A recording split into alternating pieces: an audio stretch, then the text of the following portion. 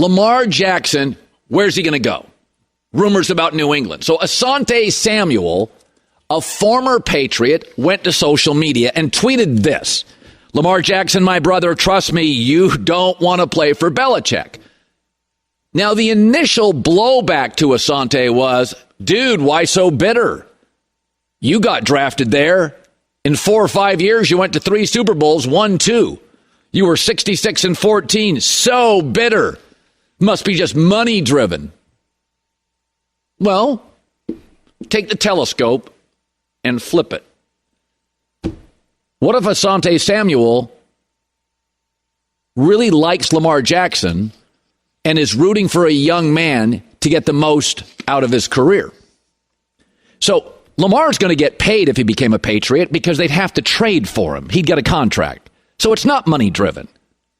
What if Asante Samuels is tweeting about 2 indisputable facts?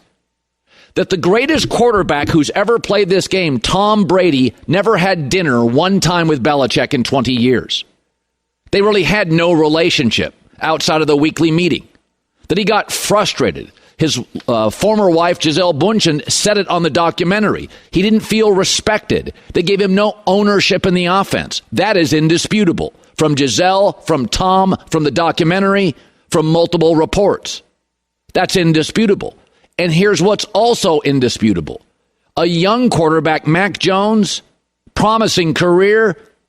Belichick had so little respect for the position, he put a defensive coordinator as offensive coordinator. Can you imagine Belichick taking a quarterback coach and making him a linebacker or a corner coach? No, because he lives and breathes defense. He's tone deaf on offense. It's easy to attack Asante Samuel and say, you're bitter, or it's about money. But 2 things are indisputable. The GOAT left for Tampa. Pirate ship Tampa. Goofy Tampa. Ybor City loose cocktails at 4 Tampa. Brady's like, no, I'm going to leave a dynasty for that. A franchise that is overwhelmingly, I once covered it, irrelevant. Every 10 years they have a great team. Brady left the dynasty for that. What does that tell you? And Mac Jones got a defensive coordinator as an offensive coordinator. Now that you've flipped the telescope a tad, feels different, right? Maybe Asante Samuel cares for Lamar Jackson. Ask yourself this. Let's take another great young quarterback, Patrick Mahomes. If he was on the market today, and take the Chiefs out, where do you think the best landing spot for him would be? I'd be like, San Francisco, Kyle Shanahan, or Sean McVay. I don't know, Zach Taylor in Cincinnati. I'd start naming offensive coaches, one after another. Oh, Sean Payton.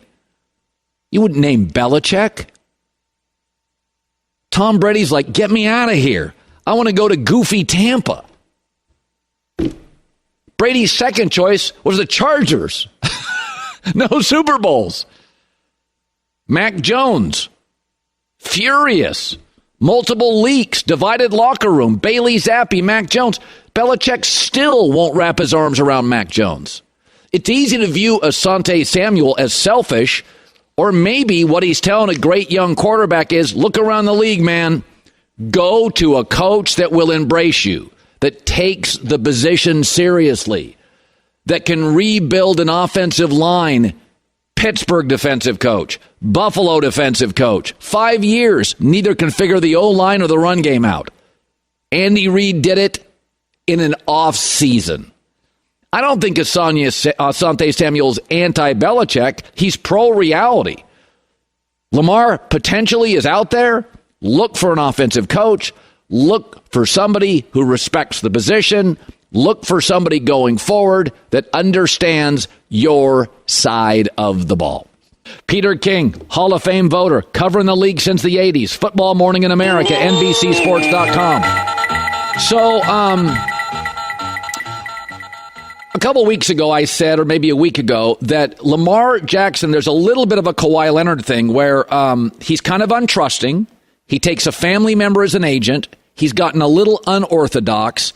And I do think that there are teams despite their gifts that just aren't interested in that. Popovich moved off Kawhi, nonverbal, not your classic prototype player, and everything was difficult. I like Lamar. I'd re-sign him. Kenny Pickett looks good. Deshaun Watson should get better. Burrow's a star. I don't think you can go into that division with the fourth best quarterback.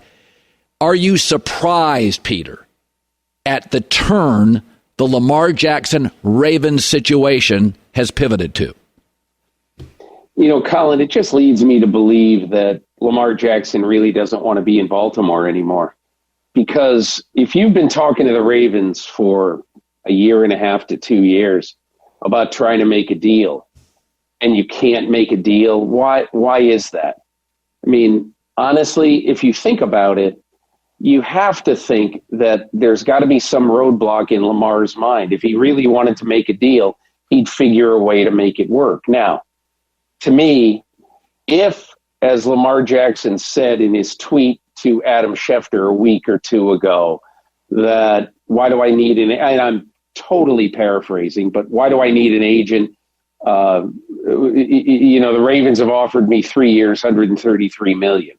Whether that's true, close to true, whatever, to think right now that Lamar Jackson in a guaranteed contract is worth more than 3 years and $133 million when he has missed 34% of the snaps due to injury in the last 2 years, when he has started and finished one game in December and January in the last 2 years because of injury.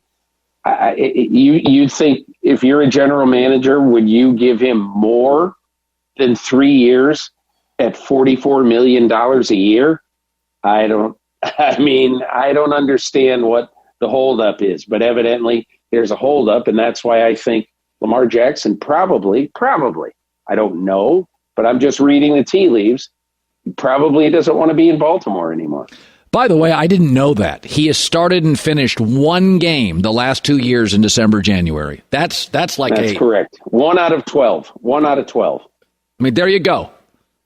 For all the give him his money, that's a, whoa, you can miss September. You got to be around late. Okay, let's now shift to Aaron Rodgers.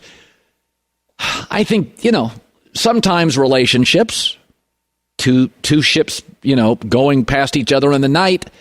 How difficult do you think this is? Let's not talk Aaron for a second. For Green Bay, this is a Midwest. They draft and develop. They don't like drama. They're very responsible.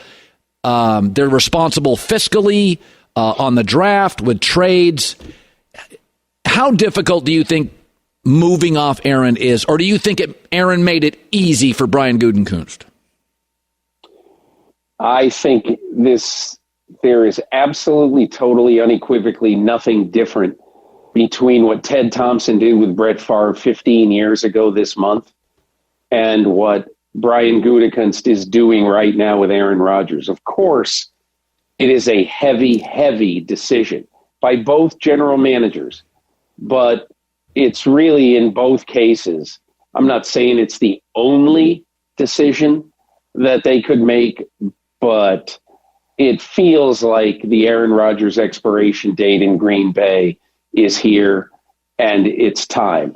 And Colin, I don't think it really matters right now when exactly this deal is going to get done. This deal will get done. And that's why, honestly, I just don't think that it's that big a deal that it hasn't happened yet. It's March 31st. This will happen before the draft. It just will. If I'm wrong, I will come on your show and you can pelt me with tomatoes.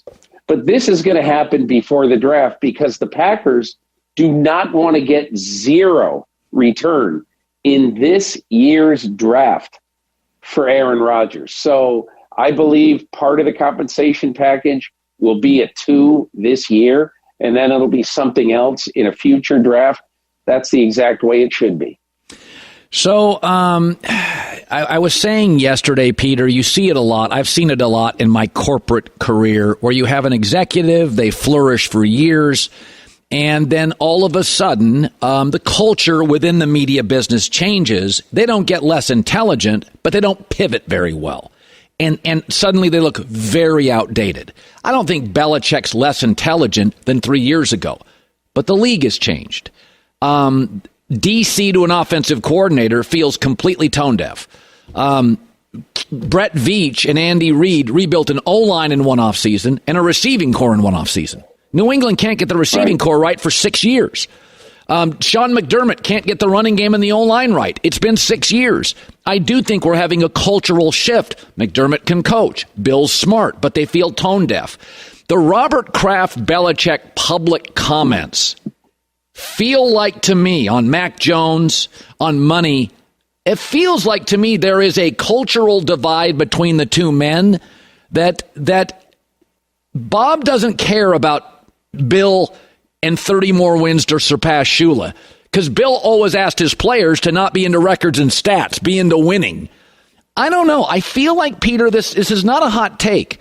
If this is an 8-9 team next year, I kind of think it's over. I don't know how it ends, but I don't see this as Bill gets the job as long as he wants. How does it land for you?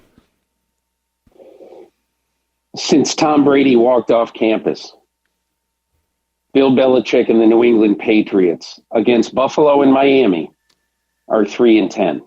Wow. And I just think Robert Kraft is not going to stand for many more years of that. That's all. 3 years without a playoff win. Fair, unfair, right, wrong, whatever. A lot of people think it's sacrilegious to talk about moving on from Bill Belichick.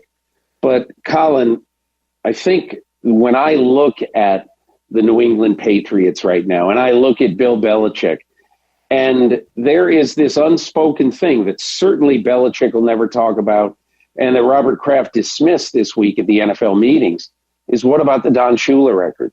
Well, Bill Belichick's got 329 career wins, regular season and playoffs. He needs 19 victories to pass Don Shula. So here's the question. 19 victories. Is there any way Patriots get those in the next 2 years?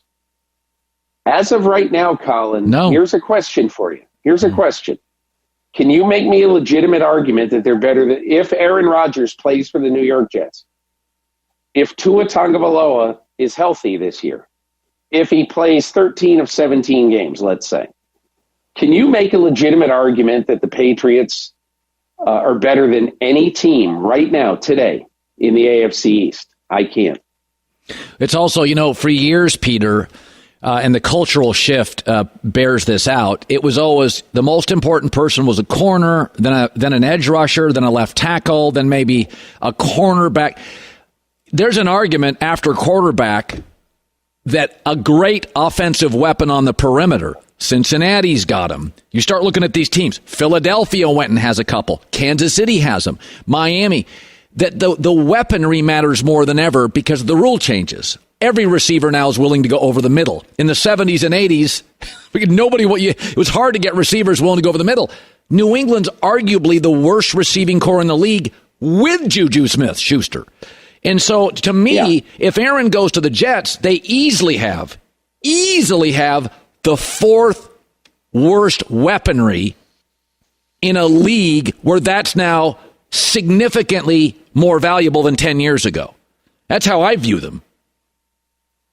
I think you're right about that. And this is not being ultra critical of Bill Belichick. It's just talking about how no matter how great a coach you are, really, no matter how fantastic you are and how many holes you can patch and everything, the bottom line in the National Football League is very simple. If you don't have an answer at quarterback, you do not have a good team. That's all there is to it. And the Patriots, since the day that Tom Brady left town, are 25-26. That's just the way life goes. Right. It's not Bill Belichick can't coach and this is bad and that's bad. If you don't have a quarterback who answers a lot of questions. Now, it's why, Colin, this year, in my opinion, the most significant person, I'm not saying most valuable person or whatever, the most significant person in the organization this year is Bill O'Brien. Can he get Mac Jones to do what he got Bryce Young to do the last 2 years at Alabama? And I think there's a chance he can. I think there's a chance he really improves Mac Jones and gets him back to even better level than he was in the first half of his rookie year. So I'm not totally pessimistic. I'm just simply saying that the AFC East is the best in total right now than at any point since Bill Belichick took the job in 2000. Yep, absolutely true. Josh Allen, I said this yesterday, if Tua is upright, I'm not even sure the Jets make the playoffs with Aaron Rodgers. That's how that offense, when Tua's upright, I mean, he was led the NFL in passer rating. So I know Josh Allen's going to score. I know Tua upright's going to score. I'm not sure Aaron gets in. Good stuff from Peter King. By the way, the best stat on this show in this year that I didn't know is Lamar Jackson has start and finished one of 12 games, one of the last 12, December, January. That is jaw drop. So, you know what? We'll send you a shirt or something, Peter. I don't know what we'll send you, but that was good. That was Colin Cowherd mug. Colin Cowherd mug. That's what I want. Okay, you got one in the mail. Peter King, NBCSports.com, Football Morning in America. Thank you, sir. Appreciate it. Have a great weekend. So J-Mac, even J-Mac. Come on. I love Peter King, but that is a jaw dropper. Peter, if you're still watching, I will text you about this. John Harbaugh getting on the phone with him right before this. Hey, Peter, mention this. No. Come on. I mean, come on. Well, I think the real question is... One of 12 games you start and finish. Okay. I'm not paying you guaranteed 3 and 4 years. Peter King, could Lamar Jackson, in your opinion, have played at the end of last season, or was he sitting out pouting because of the contract? Whatever it is, my daughter gets in a wreck. Her third in a month. I don't care about why. Are you safe? And stop getting in wrecks. I don't care why he's not playing. He's not playing. I don't care how the sausage is made. I said this yesterday. If I had a kid that got in 4 car wrecks in a month, I'd worry first about their safety. I'd take their license away. Secondly, I don't want to hear excuses. It's not somebody else's fault. You have a driving issue, so let's get you back into school. Let's get you in a safer car. Let's get you stuck. Use Uber. I don't care what the reason is. Lamar doesn't play late in seasons. I'm not giving you 3 years guaranteed. You are literally, that's like as an owner and a GM. If you gave him a 4-year guaranteed contract, and the first year of it, he's hurt again in December, January. That's how you lose your job. All right. Let me just point this out. Some guy, he has a blue check mark for now. Elon Musk is probably going to take it away. That means nothing. I know, exactly. This guy pulled the stats. Since 2000, 81 quarterbacks have started 50 games. Lamar has been active for 70 of 82 games. That's 85%. That ranks 18th out of 81 possible quarterbacks. He's there available a lot, Colin, compared to quarterbacks over the last 22 years. I think we're overreacting to what happened at the end of the season and a fluke ankle injury suffered in the Cleveland. Fluke. Where Fluke. You know who never had a fluke injury? Brady. Eli Manning. What about the broken leg in week 1, the Bernard Pollard play? Missed the entire season. Yeah, and Michael Jordan broke a foot and missed a year, but so did John Stockton. I think had an injury at maybe he didn't. I'm not a big excuse person. Like it's the late to work. If you're consistently late to work, my car broke down. Well, the traffic's bad. Leave earlier. I'm not into excuses. Right? It's you can keep telling me you're late to work. Get up. Well, I'm on a medication. The traffic's bad. It snowed up where I live. So what I like about life is when you get new information, right? You change your mind. We're waiting for information, Lamar. We need to defend you. We want to help you, bro. Okay. Come on, he's got to talk. I mean, Lamar's getting blasted by you, Peter King, every other jabroni with a microphone. And I feel bad for Lamar Jackson right now. I didn't know I was a jabroni. But no, you're not. Other guys out there. But the point is, I'm not a Lamar hater. I know. I realize that. I have been from day one. Burrow's the second best quarterback in the league. Deshaun should be better. And Kenny Pickett won 7-9. Now, I think they're good enough culturally to be in games every week. They're so well coached. They're so tough. But eventually, you got to get a guy.